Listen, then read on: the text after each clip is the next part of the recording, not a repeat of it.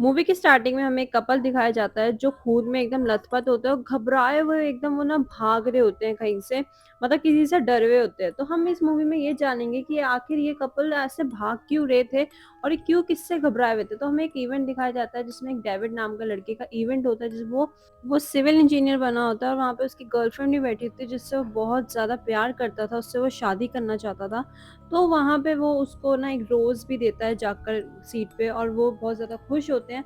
तो बट ना उसने अभी तक उसको शादी के लिए ना वहाँ पे प्रपोज़ नहीं किया था कि मैं इससे शादी करूँगा, और प्रपोज़ न उसने नहीं किया था। तो वो एक दिन का वेट कर रहा था, जो आज का दिन था, जो आ गया था उसको प्रपोज़ करने का। तो वो उसको ना वॉशरूम में लेके जाता है और वहाँ जाके उसे प्रपोज़ करता है और वो मान भी जाती है, क्योंकि मतलब वो थोड़ा ऑकवर्ड भी थी कि ये क्यों मुझे वॉशरूम में प्रपोज़ कर रहा है, बट वो उससे प्यार करती थी तो वो उसे हाँ भी बोल देती है कि वो उस प्रपोज़ के लिए हाँ उसे कर देती है। बट हमें 1.5 साल बाद का सीन दिखाया जाता है जहाँ पर तो डेविड की ना अपनी गर्लफ्रेंड से बहुत ज़्यादा लड़ाई होनी शुरू हो जाती है, क्योंकि उन्होंने शादी कर ली थी। तो जब वो एक दोनों एक दूसरे के साथ रहते थे तो वो दोनों एक दूसरे से बहुत ज़्यादा लड़ने लग गए थे। तो हमें यहाँ पे ये पता चलता है, जो उसकी गर्लफ्रेंड थी ना उसका नाम था नाडिया।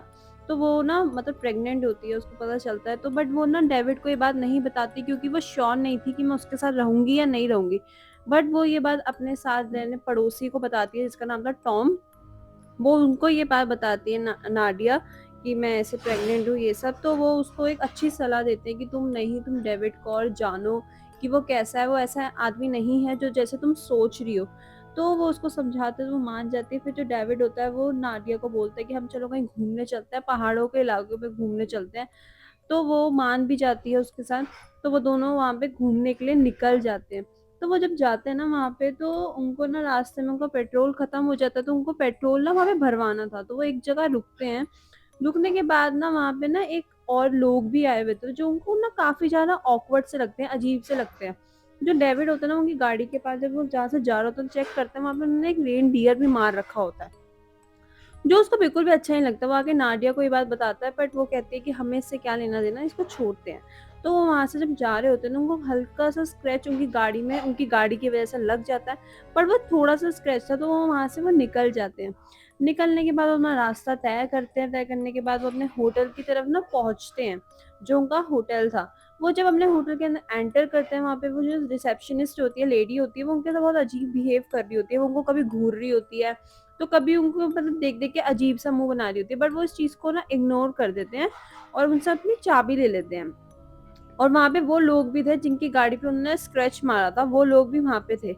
बट वो उस चीज़ को भी इग्नोर करके अपना चले जाते हैं। बट वो जब सुबह होती है तो वो अपनी हाइकिंग के लिए वहाँ से निकलते हैं। तो वो जब देखते हैं अपनी गाड़ी के पास जाके, तो उन्हीं लोगों ने उनकी गाड़ी पे कुछ बकवास भी लिखी होती है, जो वो थोड़ा शांत होकर मान जाते हैं और वहाँ से अपनी गाड़ी में बैठ के अपनी हाइकिंग के लिए निकल जाते हैं। तो निकलने के बाद ना उनको गाड़ी उनकी गाड़ी भी दिखाई देती है रोड के पास। तो नाडिया को इतनी तेज वहाँ पे गुस्सा आता है, वो उनकी गाड़ी के पास जाती है और लंबा सा स्क्रैच उनकी गाड़ी में मार देती है बदला लेने के लिए। और वहां से फटाफट आके अपनी गाड़ी में बैठ जाती है और अपने जहाँ पे वो जा रहे थे उनके लिए निकल जाते हैं वो लोग। जब वो वहाँ पहुँचते हैं तो वो अच्छे से अपनी हाइकिंग, स्केटिंग सब कुछ करते हैं, अपना पूरा एन्जॉय करते हैं वो वहाँ पर। करने के बाद वो फिर थक कर हार कर बैठ जाते हैं। उन्होंने अपने डॉग के साथ उनकी सब सब कुछ बहुत अच्छे से वो एन्जॉय किया था। वो अपने डॉग को भी वहाँ लेके गए थे। फिर वहाँ पे वो टेंट सा लगाते हैं, कैंप सा लगाते हैं वो वहाँ पर, और वहीं उसके अंदर सोने का तय करते हैं। फिर वो आराम से अपना लेट जाते हैं। तो वहाँ पे नाडिया अपने अपने हस्बैंड को ये बात बताने का पूरा श्योर कर लेते हैं कि वो उसको बताते हैं कि मैं प्रेग्नेंट हूँ। तो बहुत ज़्यादा खुश होता है, बट ये खुशी उनकी सिर्फ थोड़ी देर की थी। उतनी देर में ना एक लेज़र लाइट, मतलब एक रेड डॉट उनके टेंट पे जो उनका कैंप था उस पे शो होता है और वो बहुत ज़्यादा डर जाते हैं। तो बाहर जाके जब चेक करते हैं तो वहाँ पे इतना अंधेरा था कि उनको वहाँ पे कुछ भी दिखाई नहीं देता है। तो दोबारा अपने कैंप पे आते हैं और वो सोचते हैं कि ना हम फटाफट अपनी पैकिंग करके यहाँ से निकलते हैं।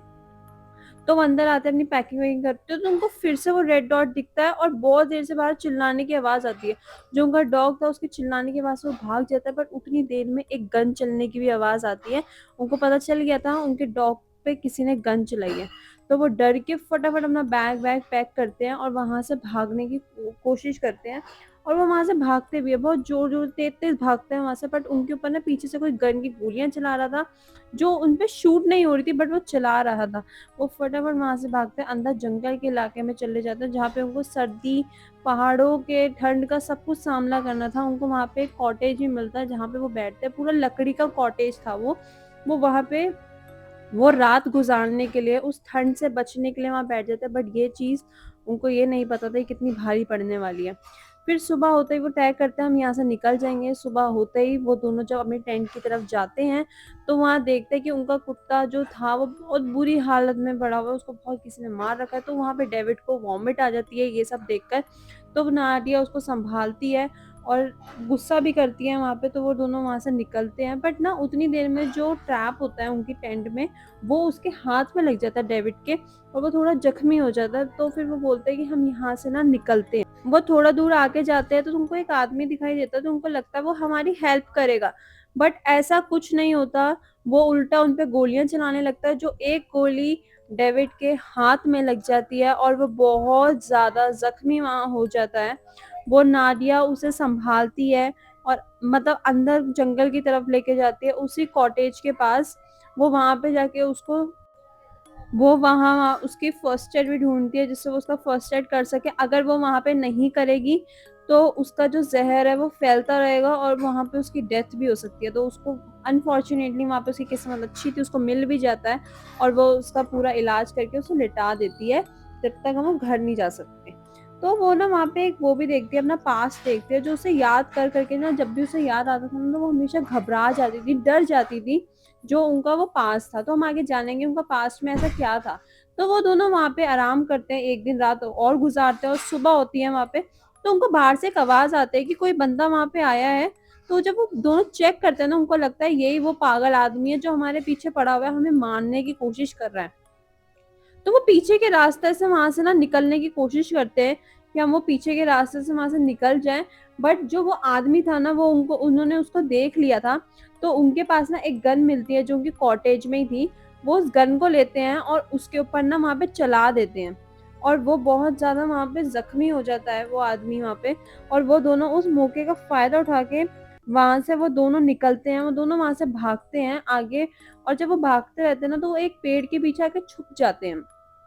छुपने के बाद ना वहाँ पे उनको एक आदमी दिखाई देता है, जो उनके पीछे ही खड़ा होता है। वो जब पीछे मुड़ के देखते हैं तो उनके पीछे एक आदमी खड़ा होता है, जो नादिया पे एक गन पॉइंट करके खड़ा होता है, कि जिस पे वो उस पे शूट करने वाला था, वो उस पे गन पॉइंट कर रहा होता है। जब तक जो डेविड था, वो उस पे आके हमला कर देता है उस आदमी पे, और उसको भी वहाँ पे ज़ख्मी कर देता है, जिससे वो नादिया और जो उसका हस्बैंड था डेविड, वो वहाँ पे उसकी माउंटेन बाइक उठा के वहाँ से अपने होटल की तरफ भागते हैं। जब अपने होटल पे जाते हैं, वो उसके ओनर को सारी बात बताते हैं। जो उनका ओनर था, वो उनकी मदद करने के बजाय उनको ही एक रूम में बंद कर देता है। जब वहाँ पे नादिया उस रूम में कुछ चीज़ें देखती है, तो वहाँ पे देखती है कि मतलब नादिया और डेविड की जितनी भी वहाँ पे फ़ोटोज़ थी, जब से वो एक-दूसरे के साथ रह रहे थे, वहाँ पे वो सारी फ़ोटोज़ लगी थी, और उनके बीच में एक फ़ोटो भी थी, एक बच्चे की। यहाँ पे हमें ये पता चलता है कि यही इनका पास्ट है, जिसकी वजह से आज ये दोनों यहाँ इस मुसीबत में हैं।